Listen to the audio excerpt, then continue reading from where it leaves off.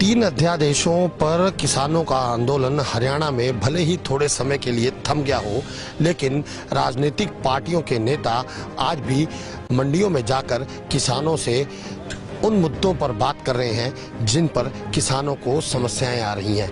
ये तस्वीरें हम आपको दिखा रहे हैं हम्माला शहर की अनाज मंडी की, जहां आप देख सकते हैं कि पूरी अनाज मंडी में धान की जो फसल है वो यहाँ पर आ चुकी है। हालांकि इसका उठान नहीं हो रहा और किसानों का साफ तौर पर आरोप है कि सरकार ने वादा किया था कि इसका जो उठान है वो जल्द हो जाएगा, लेकिन तस्वीरों में आप देख सकते हैं कि पूरी की पूरी जो मंडी है वो धान से भरी हुई है, लेकिन फिलहाल जो है उसका उठान शुरू नहीं हुआ।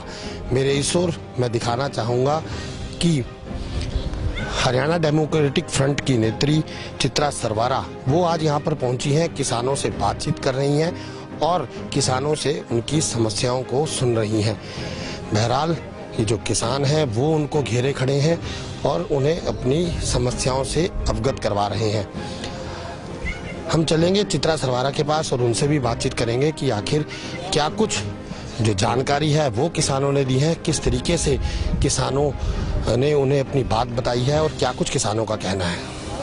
और चित्रा सरवारा जो हैं वो हमारे साथ हैं, इस समय उनसे बातचीत करेंगे। चित्रा जी, आज आप यहाँ पर आए हैं किसानों से बातचीत करने के लिए, किन मुद्दों पर जो है आप बातचीत कर रहे हैं? बिट्टू जी, हाँ, देखिए कल भी हमने एक दौरा करा था अम्बाला कैंट की मंडी का।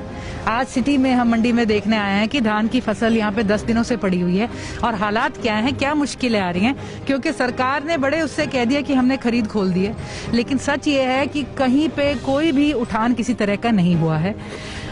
वहाँ कुछ हालात थे। आज हमारे साथ मंडी के मेंबर्स हैं, हमारे साथ किसान हैं, यहाँ पर हमारे पास शेलर एसोसिएशन से हैं, सभी हमारे पास किसानों के प्रधान भी यहाँ पर हैं। तो वो बता रहे हैं कि यहाँ से बहुत बड़ा इशू है मॉइस्चर का। सरकार ने इतनी क्या कहेंगे उसको, एक अजीब सी लिमिट रख दी है। 20 तक का मॉइस्चर किसानों ने हर मीटिंग में सीएम से, प्रशासन से डिमांड करा कि उतनी हमें रियायत रखिए, उससे नीचे नहीं हो सकता।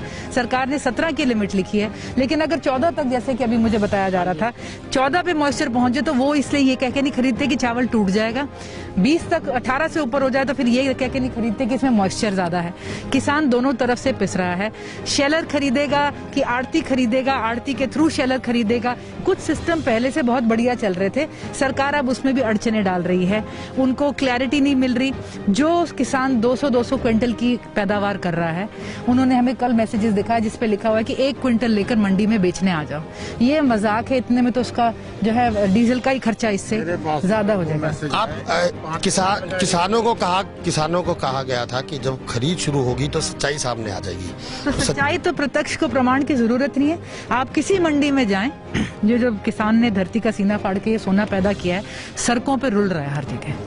लेबर इसको सुखाने में लगी है, वो भी ढेरियां पहुंच गई जहां मॉइस्चर 12 हो चुका है। 10-10 दिन से बैठे हैं, खाने का, पीने का, उठाने का कोई इंतजाम नहीं है। शेलर अपने आप को पीछे कर बैठे हैं क्योंकि सरकार की इस पे उनकी नीति क्लियर नहीं है। और आड़ती जो पहले ही किसानों को इतना पैसा पिछले समय से दे चुके हैं, उनको आज क्लैरिटी नहीं, उनके पैसे की रिकवरी कहां से होगी। डायरेक्ट अगर शेलर को चला जाता है तो वो कहां जाएंगे। ये कंफ्यूजन क्रिएट करना कहीं ना कहीं घूम फिर के सारा इसका उद्देश्य एक है कि मंडी का जो सिस्टम है, मंडी की प्रथा को किसी तरह से बदनाम करा जाए, खराब करा जाए। कल कोई भी छोटी सी रियायत देके आएगा, उसकी तरफ हर किसान को जाना ही पड़ेगा। और किसान को, आड़ती को, शेलर को और जो उसके साथ इतने मजदूर जुड़े हुए हैं, इस सारे सिस्टम को ध्वस्त कर रहे हैं यहाँ पे सर। एचडीएफ का क्या स्टैंड रहेगा? एचडीएफ का स्टैंड हमेशा रहा, पीछे लड़ाई हमारी अध्यादेशों की रही। इससे पहले भी जब सरसों बिकने आई, जब बाकी कोई भी फसल बिकने आई, हर बार हमने मुद्दा उठाया कि एमएसपी क्या है, बिक क्यों नहीं रही है, उठ क्यों नहीं रही है। पहले भी मंडियों ने देखा, कोरोना के टाइम पे लेबर नहीं थी, ढलाई नहीं हो रही थी, पंखे नहीं थे सुखाने के लिए। पहले भी हम इस मुद्दे को उठाते रहे और सबसे बड़ी लड़ाई अब चली है 3 अध्यादेशों की, जो काले अध्यादेश इस सरकार ने लोगों के ऊपर थोप दिए हैं, जिसके लिए किसान आज भी मंजूरी नहीं भर रहा है। आज भी लड़ाई है। एचडीएफ का सबसे बड़ा एजेंडा आई थिंक देश के हर किसान की तरह उन अध्यादेशों से लड़ाई है। ये जो अभी चल रहा है ये उसी का एक रिजल्ट है, उसी की तरफ लेके जा रहे हैं। हम अब तक किसानों के पीछे रहे, अब एचडीएफ मैदान में अपने कार्यक्रम लेके भी उतरेगा। आने वाली 5 तारीख को हम एक बहुत बड़ा धरना देंगे डीसी ऑफिस के बाहर, डिस्ट्रिक्ट लेवल का अम्बाला का, और उसके बाद इस प्रकरण को लेके हम बाकी डिस्ट्रिक्ट्स में भी जाएंगे। बीते रोज कुमारी शैलजा जो हैं वो भी अम्बाला पहुंची थी। उन्होंने कहा कि दुष्यंत चौटाला जो है उनको बहुत पहले इस्तीफा दे देना चाहिए था। तो आप लोग भी मांग करते हैं? देखिए, हमें किसी के इस्तीफे से क्या लेना, हमें तो न्याय चाहिए किसानों के लिए। वो इस्तीफे से आता है या वो अध्यादेश को रोकने से आता है। हमने अपनी गुजारिश राष्ट्रपति जी से भी करी कि आप कृपया करके इन काले कानूनों पर साइन ना करिए, लेकिन वो मौका भी अब हमारे प्रजातंत्र से चूक चुका है। ठीक है जी, हमारे को किसानों को न्याय दिलवाना है। कोई इस्तीफा देता है नहीं देता है, सरकार बनी हुई है। हम कहते हैं ऐसे अध्यादेशों का समर्थन मत करिए।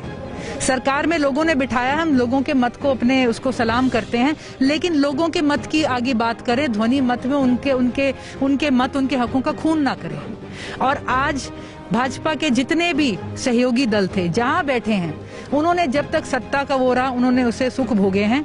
जब चुनाव पास आने लगता है तो ये सडनली आ जाता है कि हम तो अब इस्तीफा दे रहे हैं, हम किसानों के साथ खड़े हैं। जब ये अध्यादेश पारित हुए तो वही नेता उस टाइम सदन में बैठे होते, उन्होंने इन अध्यादेशों को पारित करवाया है। वो सबसे बड़ा किसानों की पीठ में चक्कू घोंपने का काम था।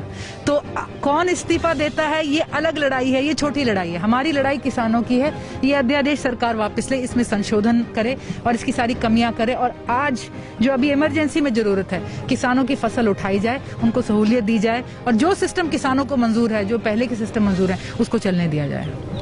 आप हमेशा से कहती आई हैं कि किसानों को राजनीति में आगे आना चाहिए। क्या मतलब, किसान पार्टी बना लें? कैसे राजनीति में आगे आए? देखिए, हम प्रजातंत्र में रहते हैं। हमारी सरकार अब यहाँ पे कोई हत्याता नहीं है। वोट डालकर लोग उसे सरकार देते हैं। अगर आप कॉन्स्टिट्यूशन पढ़ेंगे तो उसमें कहा गया है मेंबर ऑफ पार्लियामेंट, राज्यसभा है, लोकसभा है, ये लोगों का मन, उनकी आकांक्षा, उनकी अभिलाषा, उनकी गुस्सा आगे रखने के लिए वहां बैठे हैं, अपना थोपने के लिए वहां पे नहीं बैठे हुए हैं। किसानों की जो यूनियंस थी उन्होंने एक बात कही कि हम पॉलिटिकल नहीं है, लेकिन ये अध्यादेश जो है ये राजनीति के रूप से आया है। जिस सरकार को उन्होंने बटन दबा के बिठाया, उस सरकार ने उन पे थोपा है। और जब तक वो उस सरकार को नहीं चुनेंगे या मजबूर नहीं करेंगे या लाएंगे नहीं जो उनके लिए उनके मत पास करके उनको सहूलियत दे, वो किस तरह से अपना आपको अधिकार दिलवा सकते हैं। किसान चाहे तो अगले 50 साल सड़कों पर धरने करते रहे, धीरे धीरे धीरे करके खत्म हो जाएंगे, मिट जाएंगे।